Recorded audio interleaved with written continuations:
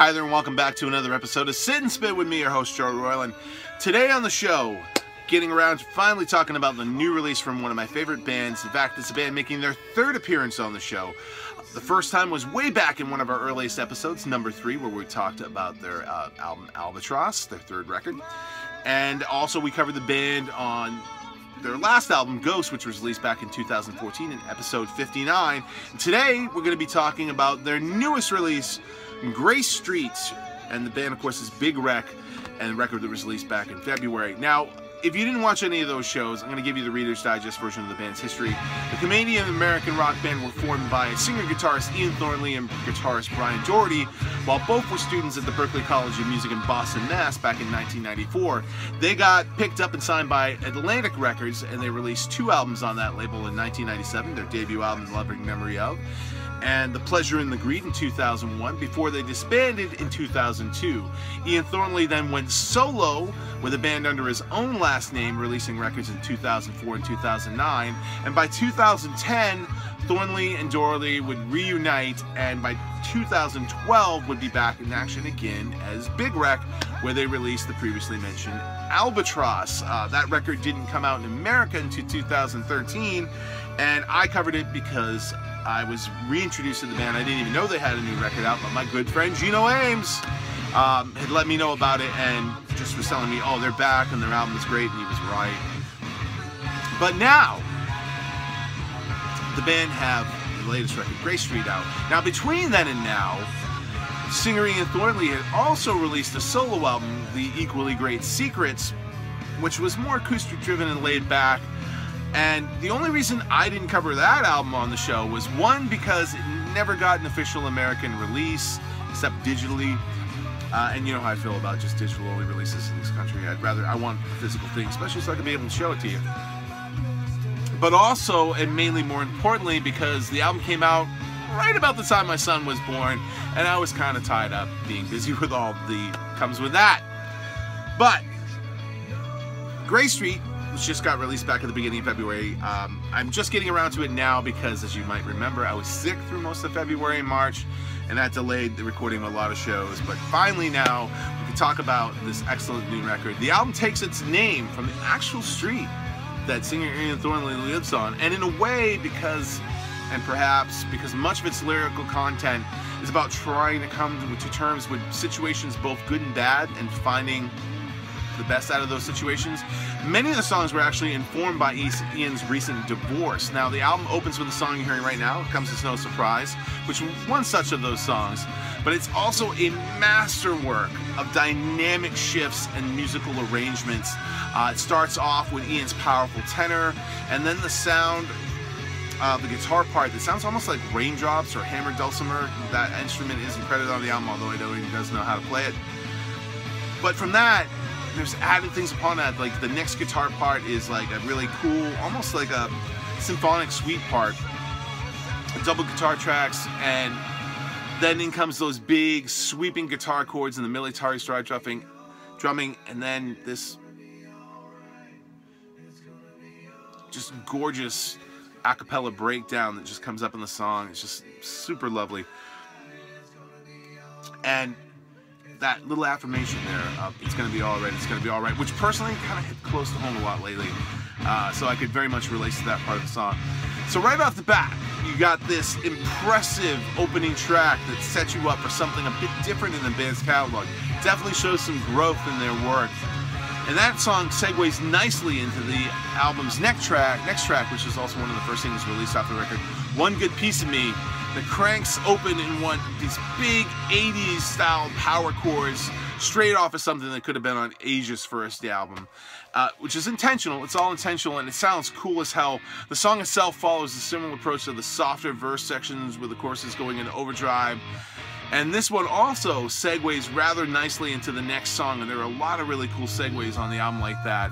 That next track would be Tomorrow Down, which should really please old school fans of the band because it sounds like it could have come right off their debut album or been a missing track from that. Great Zeppelin-inspired track, again with layer after layer of instrumentation. It's really dense, and a killer guitar riff.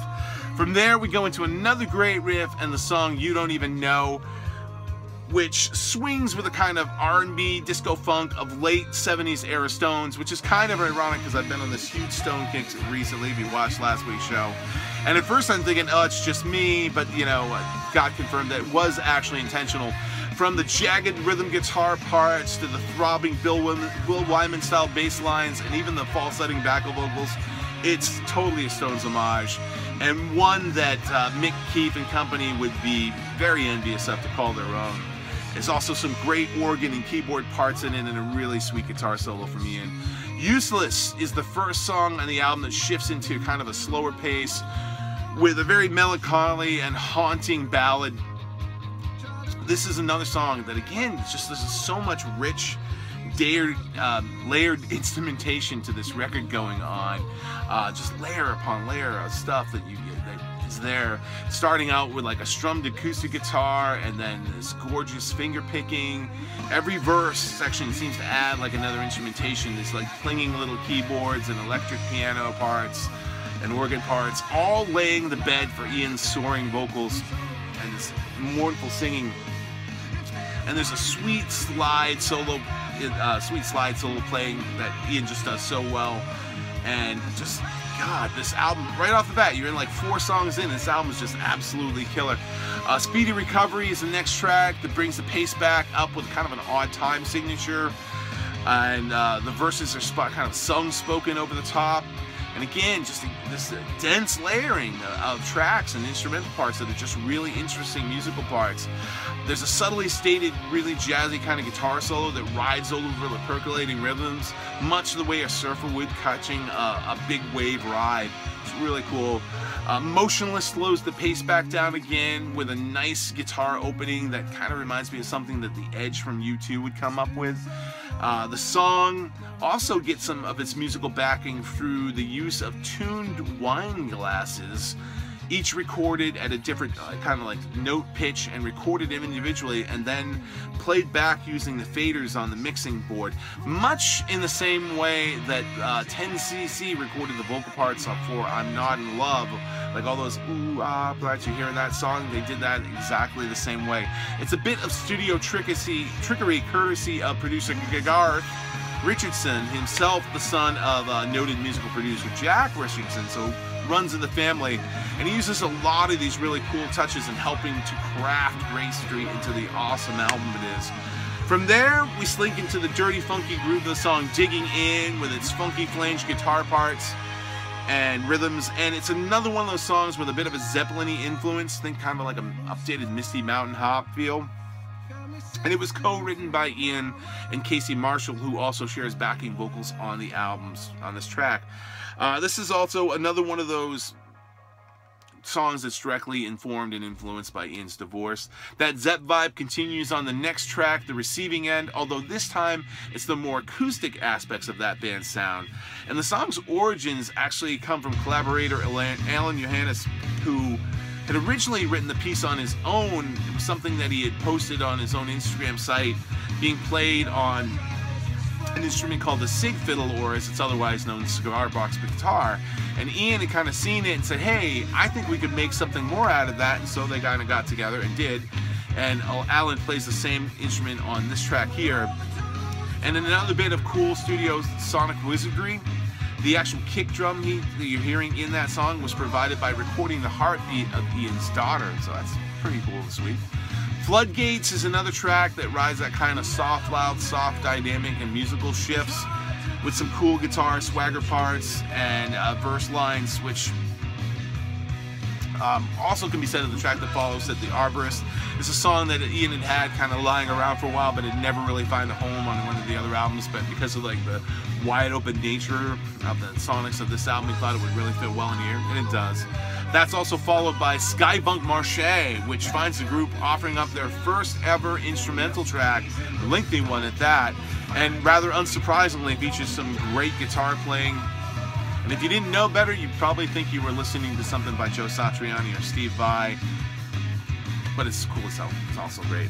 And then the album finally comes to a close with the ballad All My Fears on You, which features this kind of guitar solo that's kind of the epic played outside on the top of a mountain guitar solo, which actually was recorded being played outside on the top of a mountain. as producer Garth Richardson's studio is located in a farm on the top of the mountain. So pretty cool that they did that. They actually set up all the gear outside, set mics at various distances apart with a Leslie playing on the guitar, and recorded it that way and put it into the track. So really cool. The song also fades out on another kind of gentle guitar figure that's really reminiscent and similar to the one that opens the album, so it kind of brings everything full circle again. But there you have it, the new album Gray Street by Big Wreck. Now, some fans, I guess, were kind of initially disappointed in this album. Some thought it was too mellow, some thought it was too much of a departure from some of their other sound. And admittedly, the first few listens I had of the record, I wasn't totally feeling it either. Some of it yes, some of it no. But I think the problem for me was that I was listening to it mostly at work, where there were kind of other distractions going on, and a lot of the dynamics of the record were kind of lost in the background of the atmosphere. But what fixed the record for me was listening to it on headphones, where all of a sudden I was hearing all these parts and all the stuff that I didn't hear before. And it's truly an album that just deserves to be listened to that way, or at least on a really good sound system with no distractions. But when you get to that, you'll find yourself, like, just again, like I said, a really rich, awesome, just masterfully arranged and produced, performed and played record. The new one from Big Wreck, Gray Street, it's out now. Definitely go and check it out. You never heard them, check out their other stuff too. And that's the show for this week. Tune in next week where we'll have some more new music for you. Thanks for checking us out this time. Hopefully you're also, as always, checking out my good friend Gino, previously mentioned, over at the Riff of the Day, and my friend Scott Oliver over at Righteous Vinyl, as well as all the fine podcast folks that I post and share on my site. See you next time. Take it easy till then.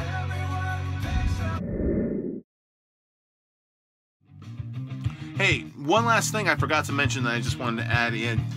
Gray Street is also the first Big Wreck album that's available on vinyl. Now, you know me, being a vinyl fan, you're saying, well, how come you didn't get the vinyl record, Joe? Well, it's because it was the difference between getting one new album or like 4 or 5.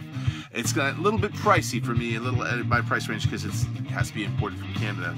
But it is out there. It is available. If you're a vinyl fan, you can pick it up at vinyl. If not, just get the CD, because it's still well worth getting. But just wanted to add that so that you knew.